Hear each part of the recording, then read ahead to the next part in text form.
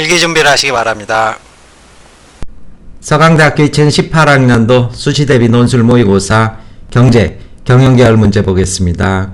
이때 모의고사에서 서강대는 천자짜리 한 개 문항만 선보였고 전체적인 주제는 사회 명목론과 실제론을 기반으로 출제를 했는데 독해 적용 과정에서 유추적 사고를 이렇게 요구하는 문항 구성을 하고 있습니다. 전체적인 서술의 키워드 확인하겠습니다.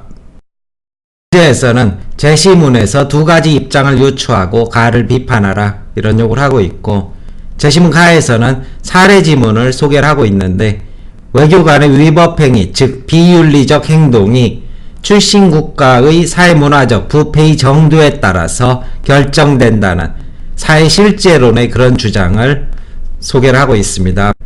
그리고 나서 이 지문을 최종적으로 비판하는 것이 문제의 요구인데, 학생 여러분들이 가장 많이 놓치는 것 중에 하나는 첫 번째가 바로 부패 지수로 볼 때는 수단이 이집트보다 높지만은 위반 건수는 이집트가 수단보다 더 많다는 사실, 이걸로 비추어서 꼭 부패의 정도가 개인의 도덕적 자질을 결정지을 수는 없다라는 첫 번째 항목, 그리고 두 번째 항목은 스웨덴과 덴마크의 경우 위반이 없다는 사실로 미루어 볼 때 역시 사회문화의 부패의 정도가 개인에게 많은 영향을 준다는 이러한 이중성의 모습을 가에서 잡아내는 것이 가장 핵심이 될 것입니다. 물론 서술의 전반부는 두 가지 입장을 유추하는 것이 될 터인데, 제시문 나에서는 경장론을 소개를 하고 있습니다. 국가의 중대한 일 중에 하나가 통치제도 혹은 시스템을 구축하는 것이다. 결국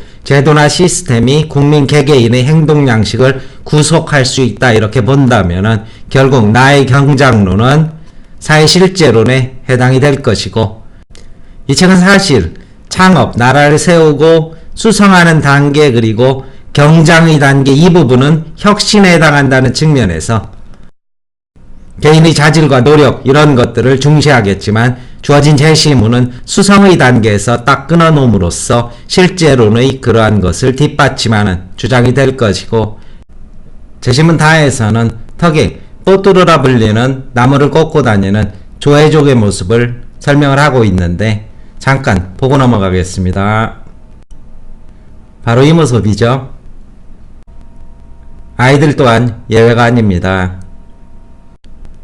그리고 제시문에서는 비합리적 전통에 구속되어 건강상, 위생상 좋지 않은 이러한 전통에 구속되어 비판 없이 수용하는 모습이다 이렇게 분석적 서술하고 있는 만큼, 제시문 나다에 대해서는 나의 경장론에서는 제도나 시스템이 개인의 행동 양식을 구속한다. 조회적은 비합리적 전통에 구속되어 개체가 순응하는 모습이다. 따라서 이 둘은 사회 실제론, 사회 속에서 개인의 의식과 생각이 정해지는 모습으로 정리할 수 있을 것이고, 제시문 나에서는 독일의 여성 장관이 그 행적이 소개되고 있는데 히잡 쓰기를 거부한 채 사우디에 방문한 여성 장관 라이언의 행보는 사우디의 불합리한 사회문화적 관행의 문제점을 지적하는 과정에서 개인이 관습에 순응하는 수동성을 거부하고 자신의 의지에 따라 행동하는 주체적인 존재임을 보여주고 있고, 역시 같은 맥락에서 마 또한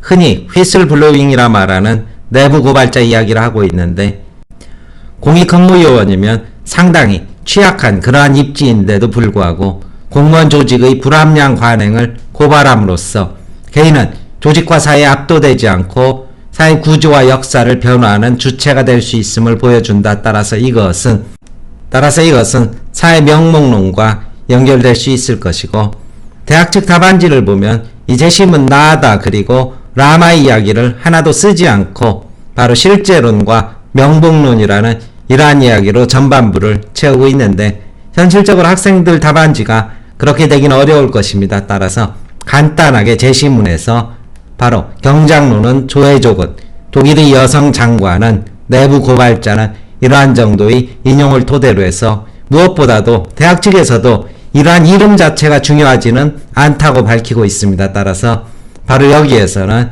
사회제도나 관습 속에서 개체가 이를 수용하면서 구속되고 자신의 행동에 준거를 습득한다. 이에 반해서 제시문 라와 마레에서는 개체가 자신의 의지에 따라서 사회를 변혁해 나가는 모습을 볼 수 있다. 이런 식의 키워드로 정리해 주시면 될 것이고, 이제 후반부 서술에서 대학 측에서는 아까 말씀드린 대로 통합적 접근을 해라 이러한 요구를 하고 있는데, 실제적으로 대부분 답안지에서 바로 실패하고 있는 부분이 이 부분이었습니다. 학교 측에서는 개인과 사회 어느 한 측면만을 강조하기보다도 통합적으로 접근하라. 왜냐하면 분명히 제시문 가의 사례에서 보면 의도적으로 아마 그러한 배치를 한 것 같은데, 개인의 의지의 또 중요성과 그럼에도 불구하고 사회적 관습과 문화의 그러한 지배적인 영향력을 동시에 볼 수 있기 때문에 한 가지 이론으로 개인과 사회 관계를 설명할 수는 없다. 이것이 답안의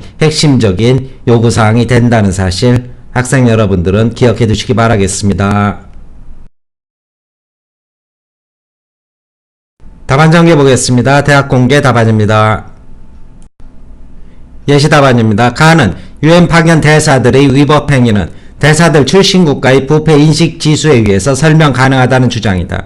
이는 개인의 행위가 전적으로 개인이 속한 사회 문화에 의해 영향을 받는다는 사회실제론적 주장이다. 이 이론에 따르면 한 사회 제도나 이념 등이 개별 구성원의 의식과 행동을 구속하기 때문에 개인보다는 사회를 중심으로 사회 현상을 이해해야 한다. 하지만 이에 대한 반론이 존재하는데, 명목론에 따르면 사회는 그저 개인들이 모임에 지나지 않는 명목적 존재이며 개인은 자신의 의지에 따라 행동하기 때문에 사회 현상은 개인의 심리적 요소나 행위 양식을 통해서만 설명할 수 있고, 종종 개인이 사회 구조와 역사를 움직이고 변화시키는 주체라고 설명한다. 그러나 가장 현실적인 접근 방법은 두 이론의 통합이다. 즉 인간은 사회적 동물이기 때문에 사회에서 형성된 윤리적 가치나 규범 등을 수동적으로 따르기도 하지만 개인이 항상 그러한 사회적 영향에 전적으로 종속되지는 않는다. 따라서 유엔 파견 외교관의 주차 위반 행위 원인을 전적으로 출신 국가의 부패 문화로 기속시키는 것은 올바른 접근 방법이 아니다. 가령 부패한 국가에서 파견된 외교관도 성장 과정에서 개인적인 윤리의식을 소유하게 되어 윤리적 행위를 할 수 있고, 반대로 청렴한 국가에서 파견된 외교관도 성장 과정에서 왜곡된 윤리의식을 가지고 살아가면서 비윤리적 행동을 할 수 있다. 실제로 두 교수의 주장처럼 사회가 개인의 윤리적 의사결정에 결정적인 영향력을 행사한다면 수단의 외교관보다 이집트의 외교관의 주차 위반 건수가 더 많아야 하지만 실제로 둘의 순위는 역전되고 있다. 그러나 다른 한편으로 덴마크나 스웨덴 출신의 외교관들의 주차 위반 건수가 한 건도 없는 반면에